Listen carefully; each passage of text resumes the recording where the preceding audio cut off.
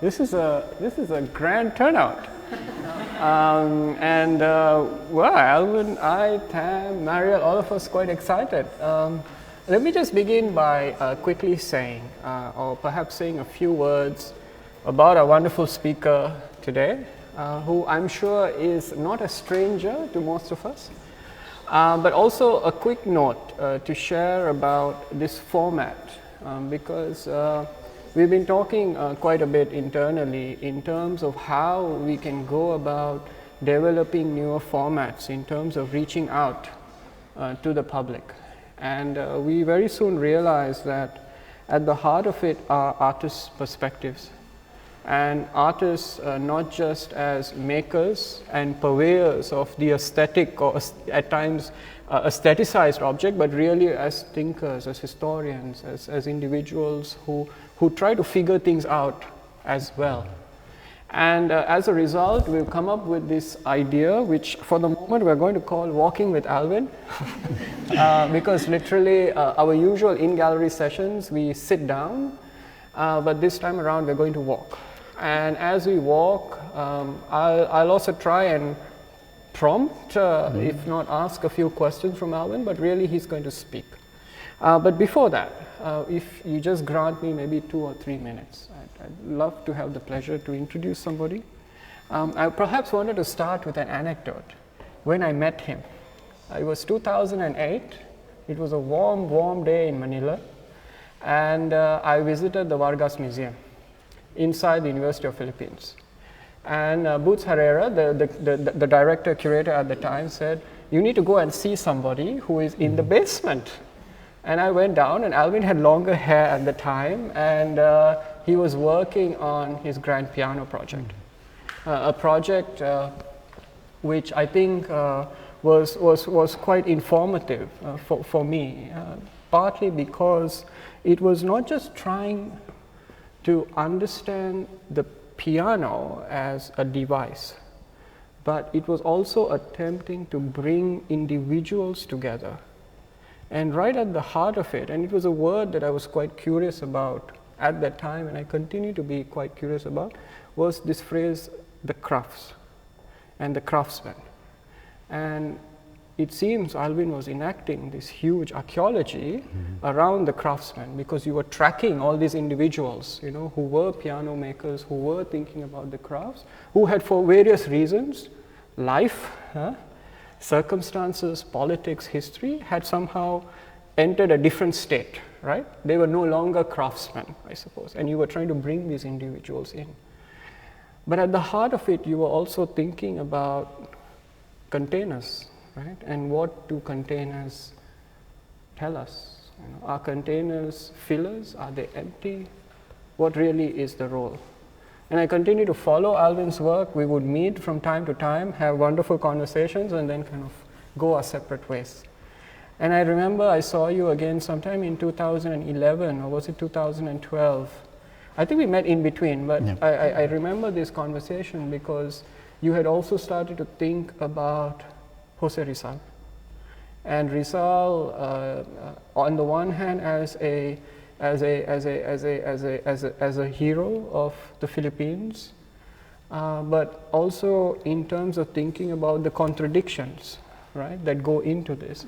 And Rizal, I soon discovered, was a figure you had been interested in since the mid-1980s when you were living in Baguio. And so, you know, when the opportunity arose, I think Tam and I, being clever bureaucrats that we are very good at paperwork. We decided to kind of jump on the opportunity to hear you speak, and really try and understand what Rizal means, right? And the contradictions that go with it. I was just thinking about a figure, but I'll come back to that later. He's an alter ego of yours, which I'm sure you will talk about in a little while. But we'll come to that. But without much further ado, please join me in welcoming the wonderful Alwin Reamillo.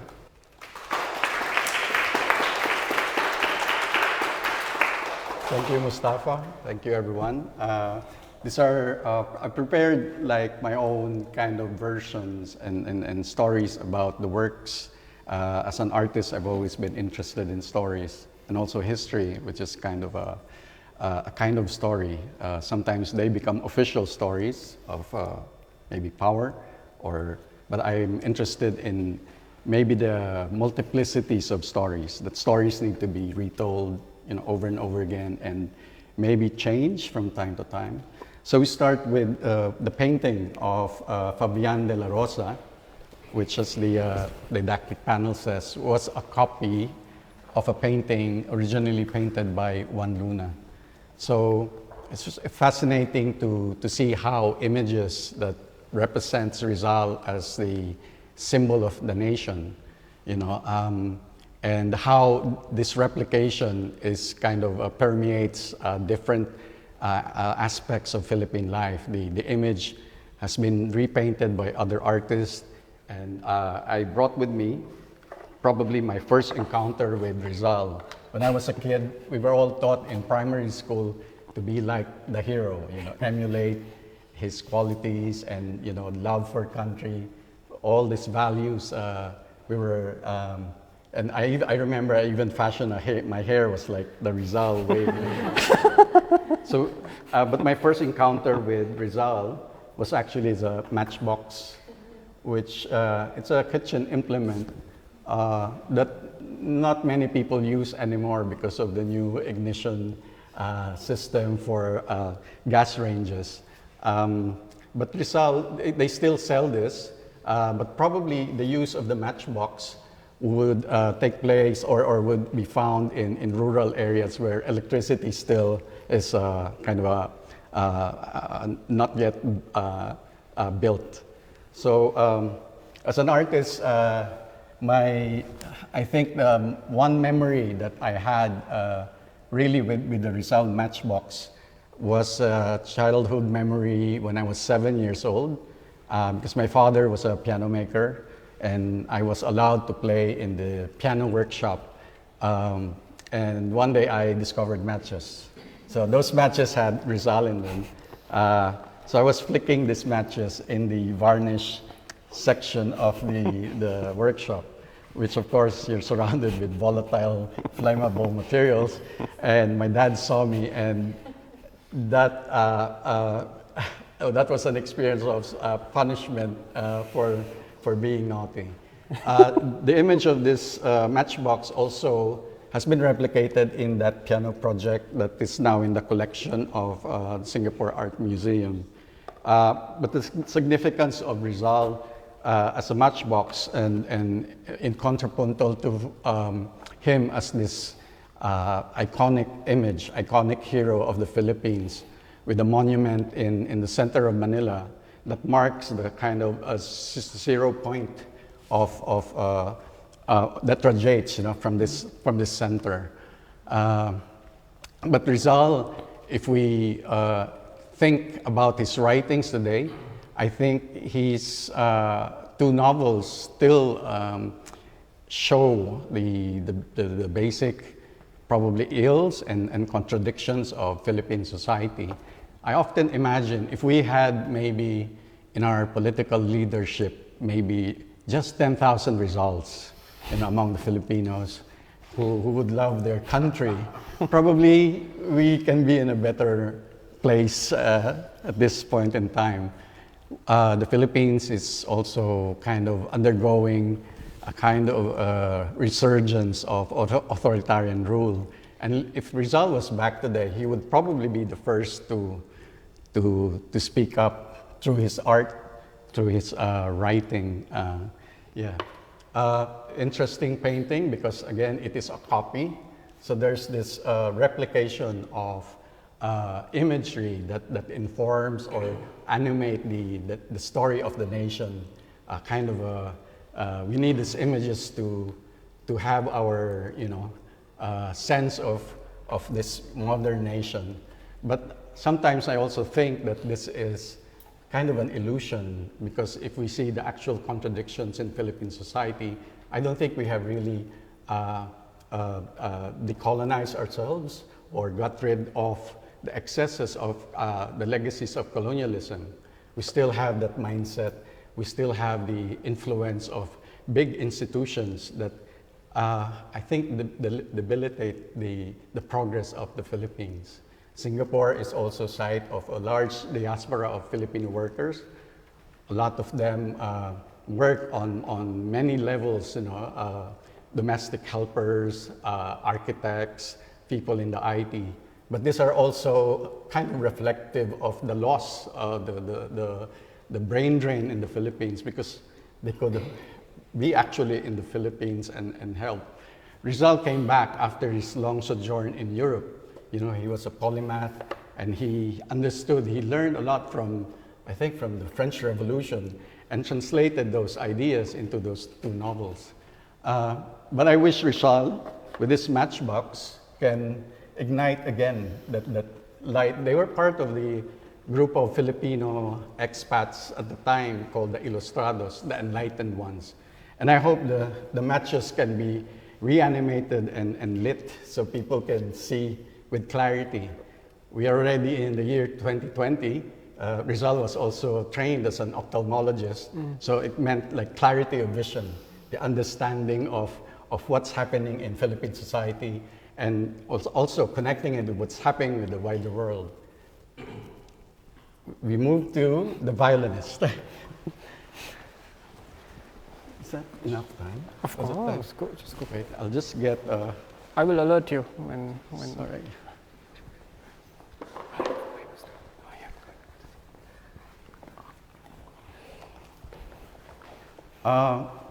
Filipino patriots, the beginning of the reimagination of the nation, were mostly writers. They were writers, some were visual artists. But I would like to reimagine, this is another work by Juan Luna. I think the family, Luna's family, a lot of them were musicians. I think the brother Manuel was a violinist. There was a sister who played the piano. And so the family was, they were middle class. So they had the opportunity to learn how to play those instruments. So I would, although this was painted in 1876, Luna was already an adult, but I reimagined this work as a portrait of Manuel. I'm not sure if it's a younger brother, but he was an accomplished violinist. There was also another brother, Antonio, who later became the general in the Philippine Revolutionary Army on the second phase of the war, because the history of the Philippines was a kind of a continuing history of occupation. So from the 1898, there was the Declaration of Philippine Independence, short-lived declaration. Only a few months later, the American forces kind of took over. And so there was this signing of the Treaty of Paris of 1898 or 1899, which seceded the Philippines sovereignty to the United States. And then there was a 20 million that was paid to the Spanish government. There was also that mock battle that happened because the involvement of the United States was triggered by the Cuban War. So America and Spain was at war, and because of that, the Asiatic fleet from Hong Kong was sent over to Manila to take over the city. But during that time, the Filipino revolutionaries already occupied the city of Manila. And I think to save face, the Spanish government at the time had a deal with the American forces and did this mock battle and surrendered the country to the United States. Thus, the continuation of the struggle. I think the Philippine revolutionaries at the time were already tired and ill-equipped, and of course, the coming of the American forces, fresh from the mainland, with all the new equipment. So I think that war, I think, extended till 1907, but officially the war with the Filipino revolutionaries were officially stopped in 1902. Do you have water? Anyway, I'm fascinated with this idea of Philippine patriots who were mostly writers and visual artists, but I would like to conjure a different take, you know. Just have been drying up.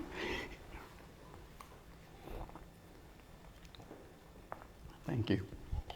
So I've been doing kind of deconstructions of photos, historical photos of patriots. So in this work, which is also a matchbox, I look at the matchbox really, as Mustafa was saying, about vessels. So these are like kind of retablos, I call retablos, that are also vessels of memory. But this is a deconstructed one, a kind of a copy, but also a fictionalized version. Rizal was a writer, but I think he was tone deaf, I think. So he never was into music. He knew a lot of things. He was he was a kind of this idea of the universal man, but I think he's not very good with music. But he wrote one kundiman piece. Kundiman is a Tagalog musical form, traditional form, and wrote this one musical piece. The photo is actually, the original photo are the three patriots, Jose Rizal, Marcelo H. del Pilar, who was the editor of the propaganda paper in Spain called La Solidaridad, the Solidarity. And you have Mariano Ponce seated, but no piano. This is my take on this transformation, reflection on maybe if we have like musicians, the dynamics of forming this nation would have been different. It's kind of a whimsical take on that, but I think it also stems from my own connection with that piano that's linked to that childhood memory. Yeah. And then Mariano Ponce is quite an interesting figure because he, at the middle stage of the War of Independence, he was the emissary of the Philippines to Japan. Later married a Japanese lady, but in that time when they were trying to secure arms to continue with the struggle against the American forces, he met Sun Yat-sen. So they have a photograph with Sun Yat-sen, with him dressed in a kimono, and Sun Yat-sen dressed in a traditional Western suit. That meeting was quite, I think, important because it also showed the connection of the national liberation movement in China, which I think they even agreed on supporting each other's struggle.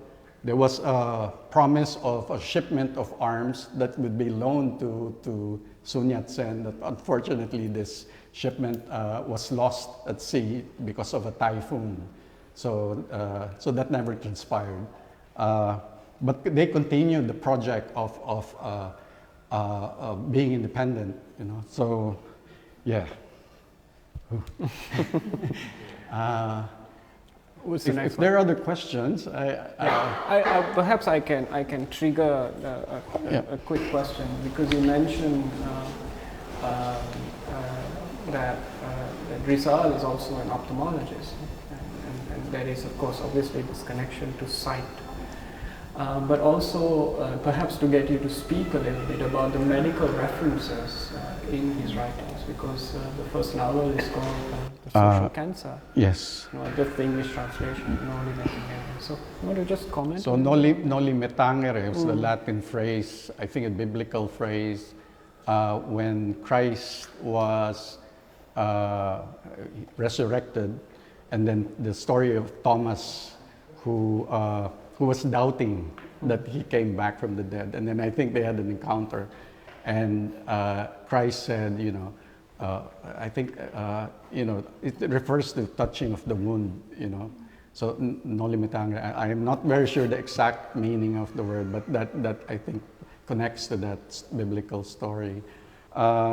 Rizal was interested he became an ophthalmologist, studied in the University of Heidelberg because of his motivation to fix the eye problem of his mother.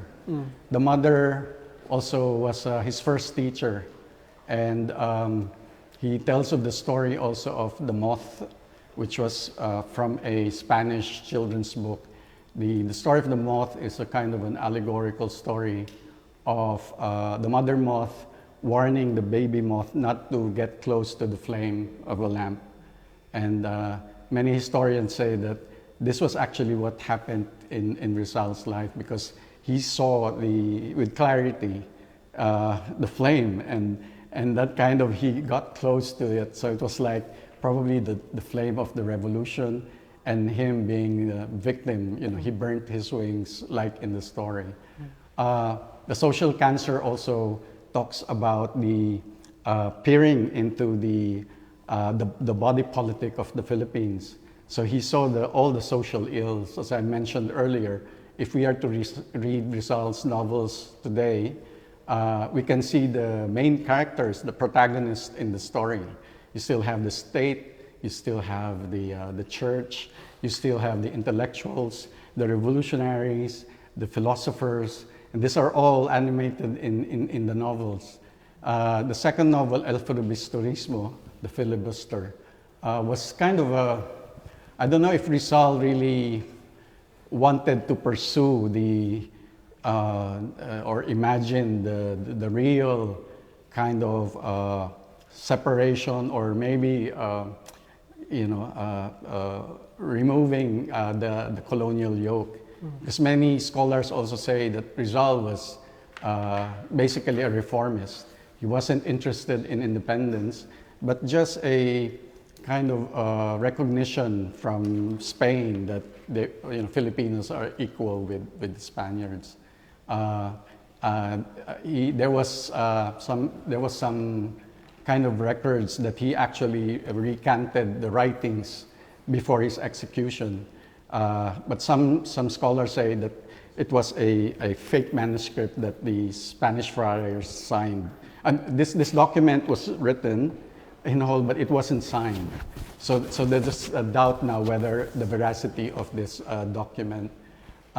It says in that document that, I remain to be Catholic, I want to remain, which was very different from his life's work. So yeah. And maybe one follow-up, since we're still on the topic of Rizal.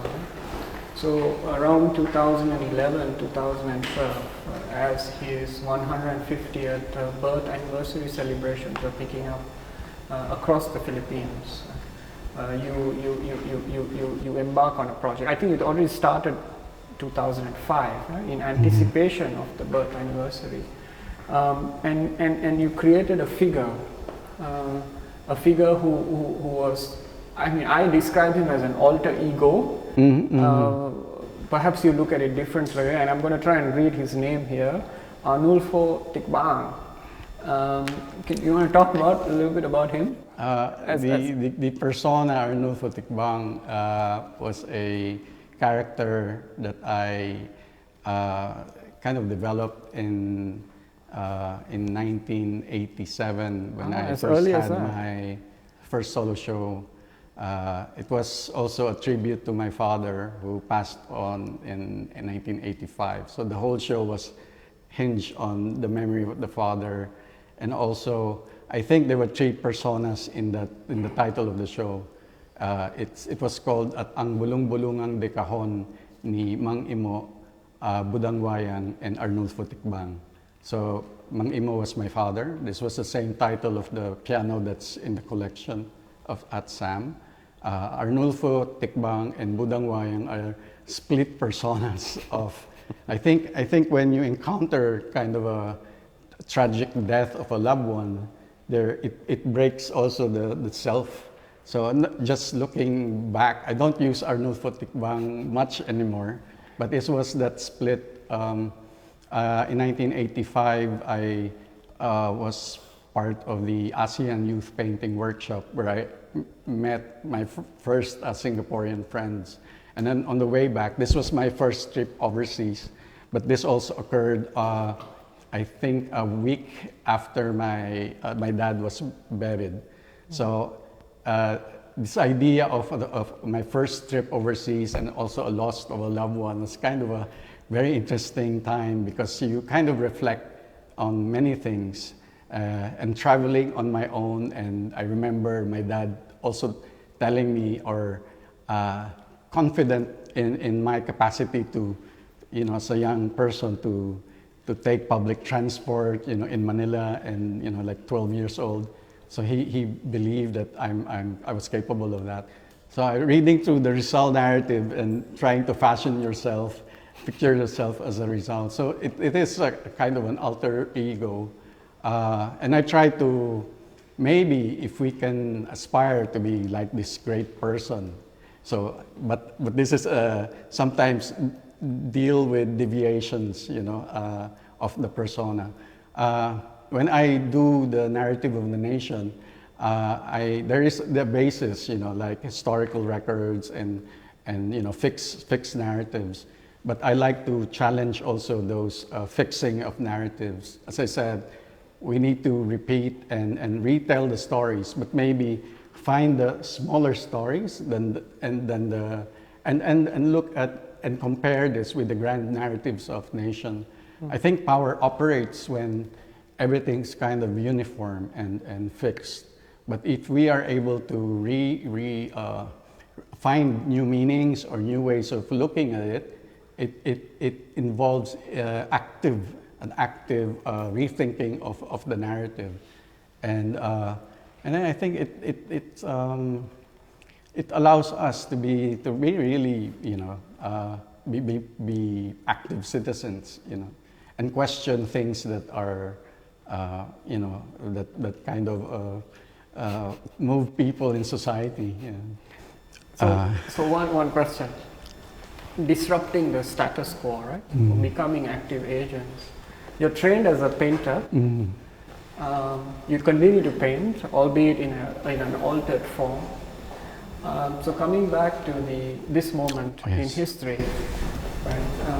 And perhaps we could move to the paintings at the back. Yes. But perhaps it'll be interesting to hear your thoughts, Alwin, on the potency of the painted image, right? And whether it mattered.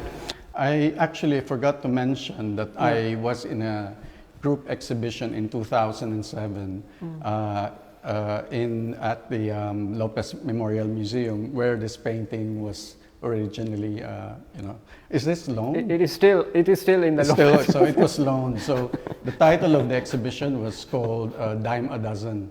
Okay. So again, it looks into that replication of the iconic image and how it really kind of how the real value of these images are, because some can argue that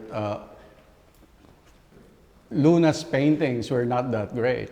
He was painting in the academic European style, and if you're into decolonizing yourself, you have to address the materiality and the technology of what you're doing. So some say that he wasn't great, but he was a political activist.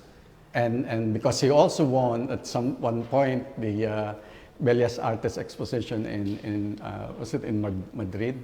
So he became probably the first international Filipino because he had that reputation. He was first and ahead of Rizal, if that was of value, right? So I remember in this work, I used 12 works of Luna in the exhibition.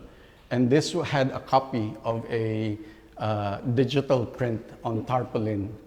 And then I remember using mud crab shells and transferring the image on the shells.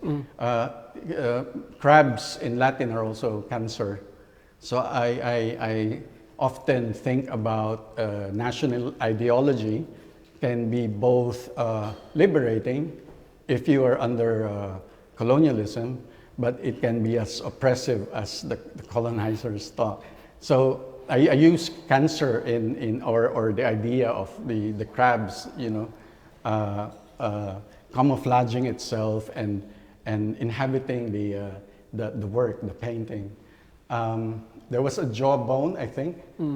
For some strange reason, I don't know why I use a jawbone, but there's a jawbone and lots of detritus in the painting. But the main face was actually covered half of the face and had a fraction of the portrait. So I looked at it as the whole show as kind of animated by these things. But it also questions the real value of the artistic value of the work. I couldn't really intervene in the actual painting, but only do it kind of a diptych on the side. I remember one similar, because we're talking about copies. This is the copy of Fabian de la Rosa copying the portrait of Juan Luna. So in the Lopez Museum, they also have a copy of the self-portrait of Juan Luna, painted by his student. I think the surname was O'Farrell, was an Irishman. And my proposal in Dime a Dozen was to switch the paintings, because I felt the image had an iconic power, but of course it is a copy. And I'm doing a copy, and I wanted the copy to be, on top, and the copy of O'Farrell underneath, but turning it upside down. Of course, the owners of the Lopez family raised their eyebrows and said, "You cannot do it." So we had a talk about the real value, because museums also validate the value of art, through its history, through its research, and but sometimes, we also need to question the kind of framing that institutions have over works. Can I do a follow-up on that? Sure. Yeah, so the Spanish iconographic style of Spanish painting and of the realist style coming from Spain, and what you're doing is a kind of iconographic but also semiotic take on that by with the crabs and using linguistic techniques of adapting and commenting. I mean, how and then in your Matchbox and many of your other works, you continue this Spanish realist style. So I'm wondering if you want to comment on that at all. I think the impact of Spanish colonialism is still very much with us. I mean, we're still the largest Catholic country in Asia or in the region. And I think the ideology that's been existing, the dominant ideologies, are still there. And it's an ideology that allows patriarchy to, so we have this, and I guess like authoritarianism or fascism, if you like, is always a legacy of colonialism, because it structured society in a particular way. And it's pyramidal at the moment. And it's so difficult to really, level this structure because of that ideologies. At the moment, we are experiencing that resurgence of authoritarian rule.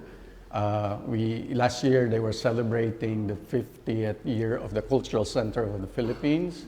And just a week ago, the present management of the CCP invited Mrs. Marcos and family to be the guest of honor.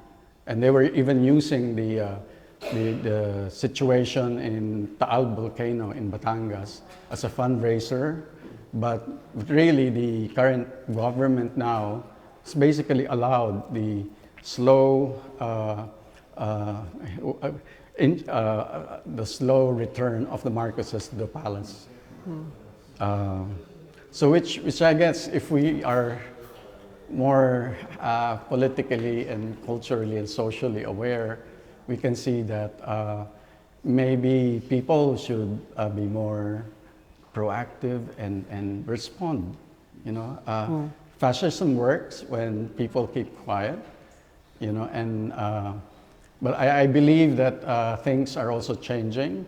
The explosion could be taken as a metaphor, and for people, we saw in the last few days or last week of the how ineffective government is in responding to the disaster, but we also find people on the ground helping others. There were people all over the surrounding provinces were helping people, donating masks or donating clothes, and they even made fun of all the clothes that were being donated and did a fashion parade, you know, just to. I think it's a way of coping with the disaster. Yeah. Did I answer that? Yes, and you went beyond. Maybe we go to this. Yeah, let's. Oh, sorry. I was looking at the work last night, and I found it interesting because this painting was made. So Luna also made copies of this painting called España y Filipinas. So this kind of symbolizes Spain on the left, and then the Philippines on the right. And then it's pointing to the horizon, and there's a sun in the horizon. But it occurred to me last night that probably this painting was a very important image in the conjuring or the reimagination of the Philippine flag, which was the symbol of the nation. Because the flag has the Philippine flag, if you're familiar with it, has a red field on the left and a blue field on the right. There's a triangle, white triangle, which was symbol of the Katipunan. The Katipunan was the actual movement, armed movement that was waged after Rizal was executed. And then, of course, the sun. And then the three stars, which represented the three main island groupings in the Philippines. So I imagine this was what the revolutionaries were looking at this painting made by Juan Luna. I don't know what the conversations were, but this got translated. Although in the actual document of the Act of the Declaration of Independence, it had a different narrative in there. Because instead of like, when I was growing up, the red was for nobility and courage, and blue is for nobility, and red was for courage.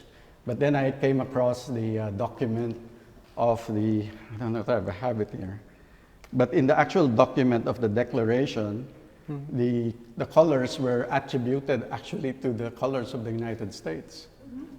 Because at the time, Emilio Aguinaldo, the initial engagement with the United States was the U.S. was there to help liberate the Philippines from Spanish rule.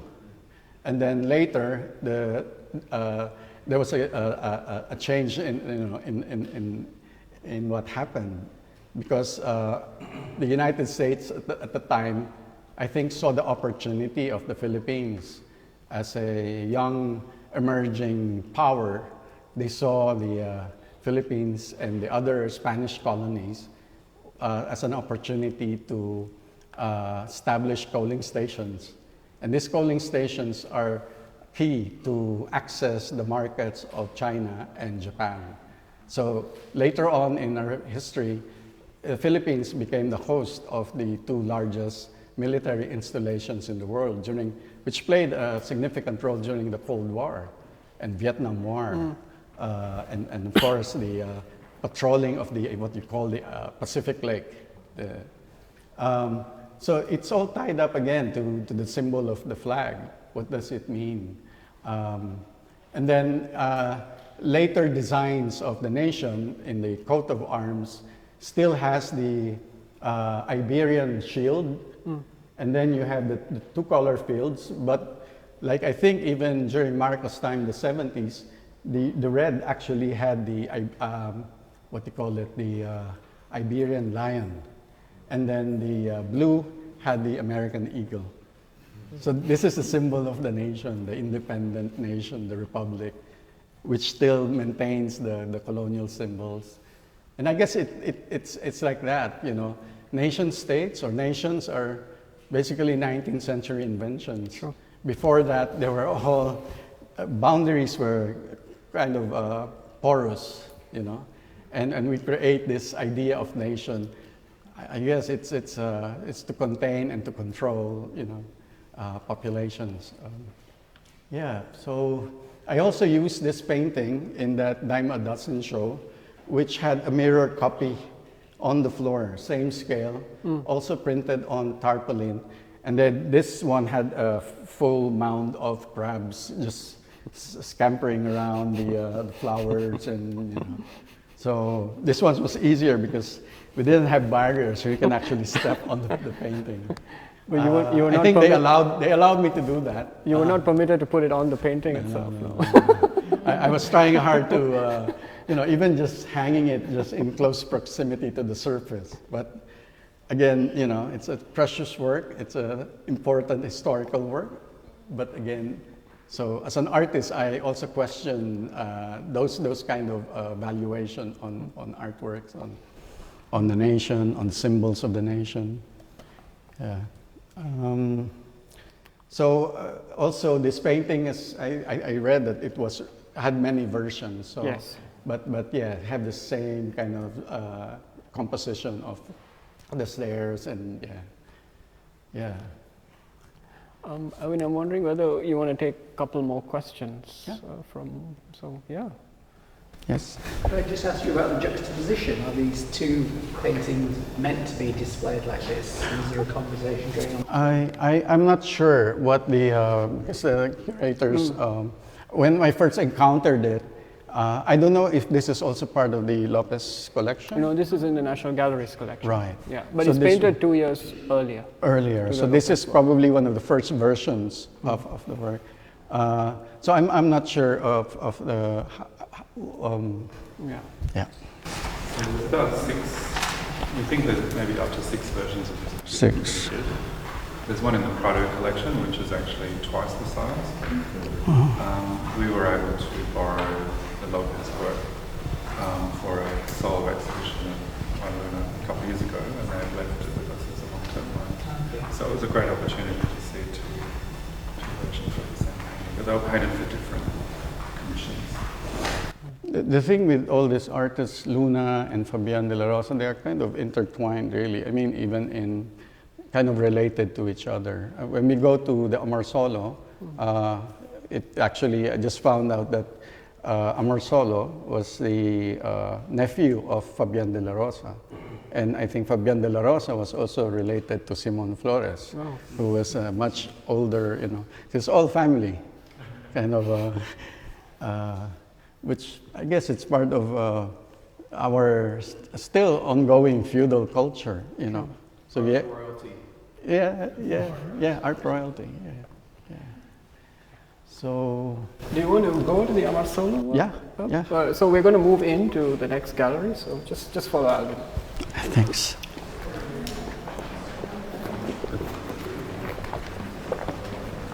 Thank you. Are we still okay with time? Okay.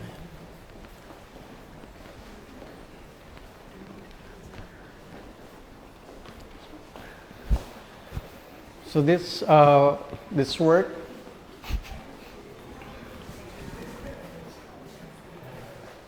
Just one minute, let them just. yeah, sorry.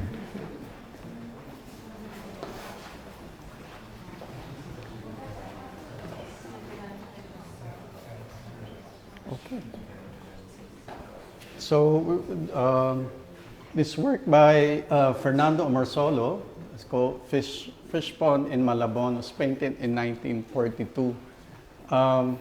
Amarsolo, as I said earlier, is related to Fabian de la Rosa, who was also the first Filipino head of school of the UP College of Fine Arts, or School of Fine Arts, which was one of the 3, I think, units when the University of the Philippines was established by the Americans in 1908. So, but Amarsolo was part of this generation of painters who were doing all these landscapes and portraits in a very lyrical way. But some of the artists at that period were saying that Amorsolo was successful because of his, he was interested in really, what do you call it, depicting this beautiful sceneries of Filipino landscape. Sorry.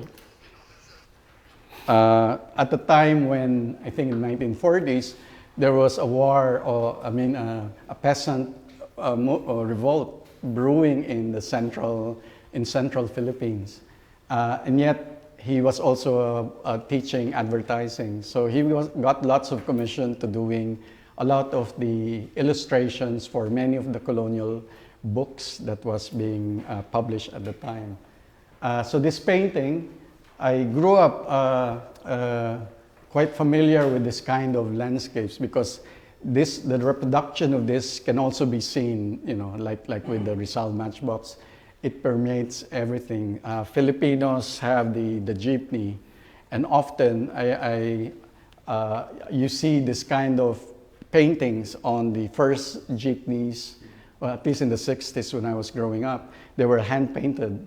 Lots of jeepneys had images of, the idyllic landscape or the Mayon volcano, which was similar to, this is Sales work. This is Sales work. So they have a similar configuration. So the Mayon is also like a very iconic image in the Philippines. So this inhabit the layers of the jeep, the skin on the side, they would paint like this.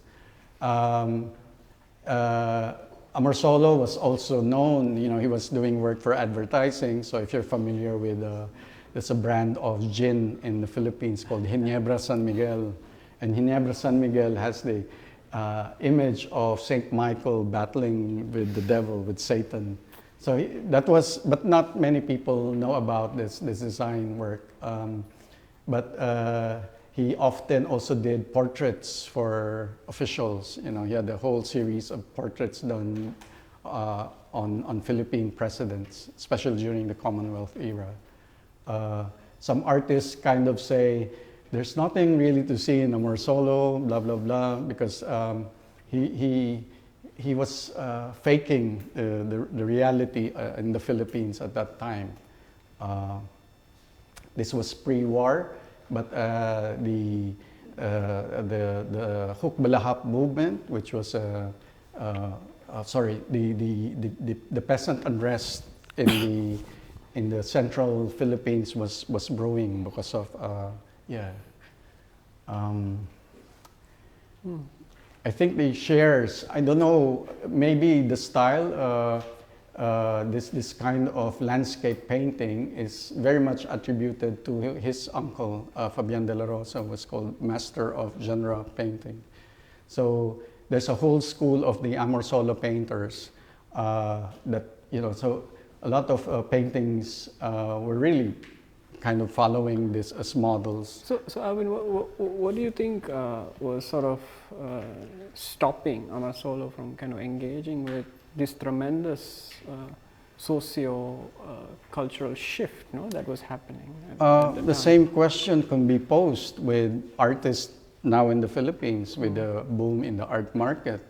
If you had the chance to experience the art fair, why do we see all these paintings that are beautiful paintings, well painted, but they don't really talk about what's happening in the country, with numbering 20,000 people already dead, and as what do you call it, collateral damage in the war on drugs.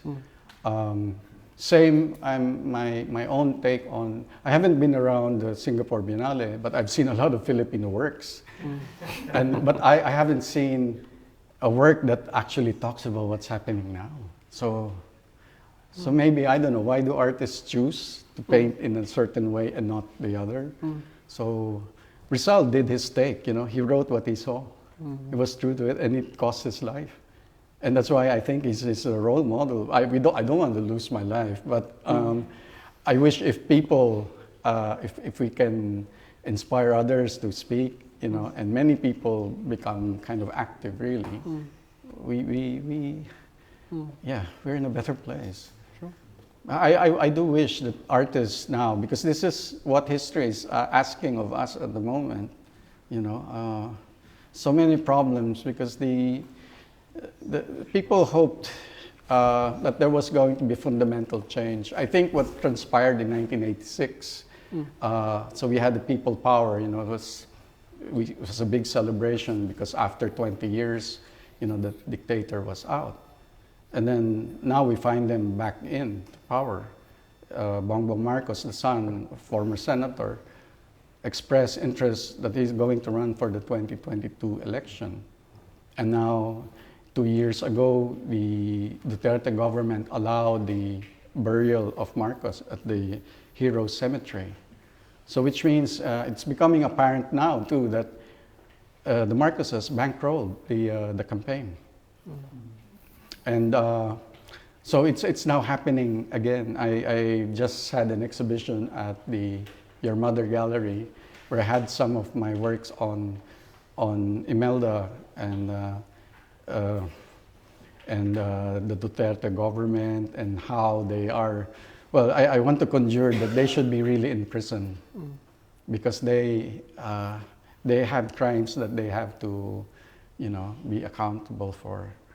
We still haven't claimed the stolen wealth, 10 billion. That's why they have power to do that, and they're already in the doing the revision of history. You know, Bongbong Marcos even had the audacity to claim that had Marcos stayed, we could have been like Singapore. So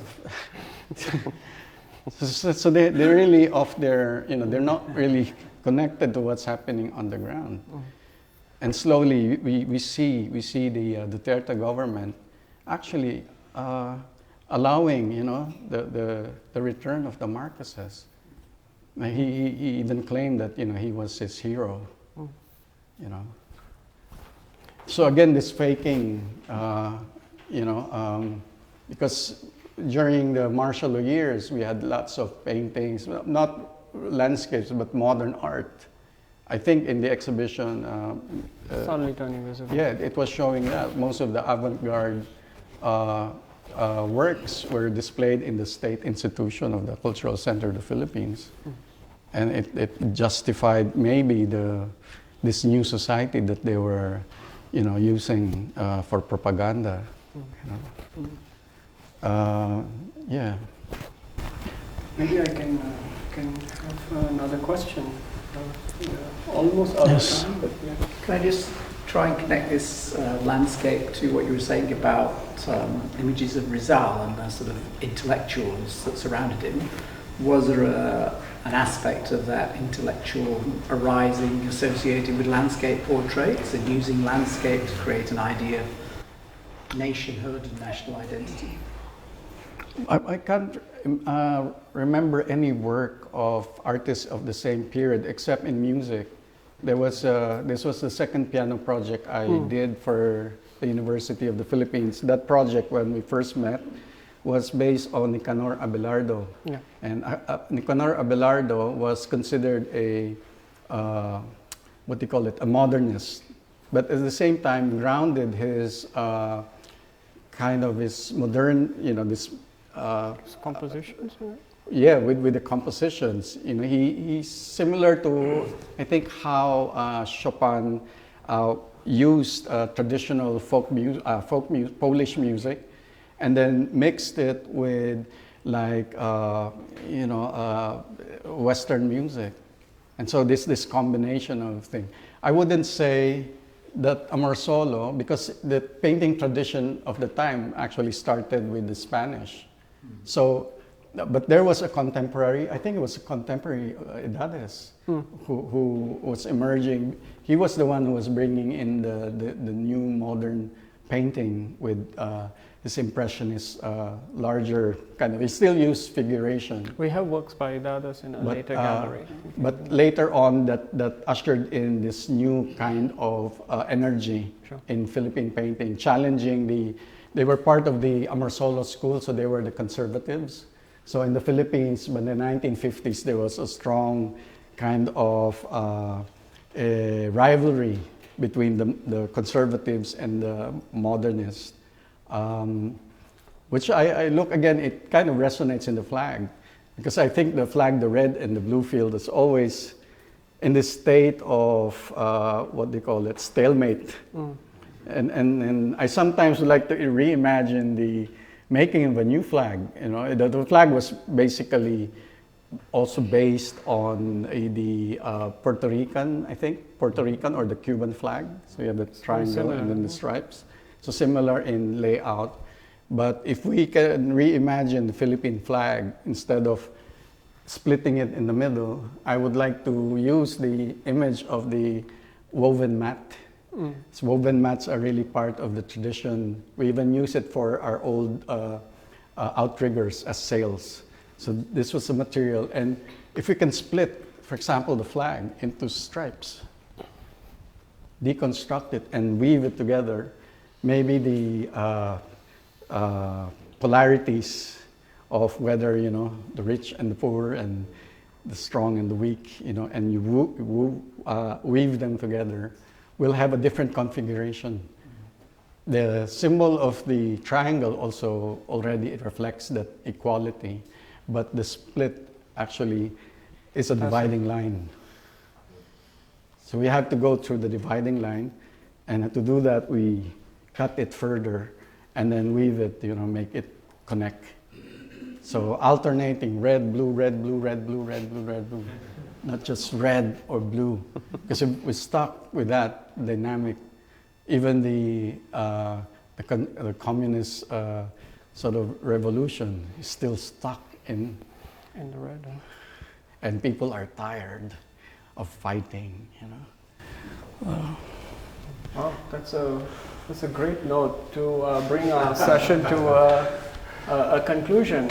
Of course, Alwin's around if you have questions after the session, but thank you for joining us, and we are hoping to organize more such sessions in the future, so please do keep an eye. A quick note, in the basement galleries, we also have an exhibition that surveys, amongst two other sites, the formation of the Cultural Center of the Philippines and all the debates that emerged during the 1970s. Quite an important reference, I think, also in Alwin's talk today. So please join me in thanking Alwin.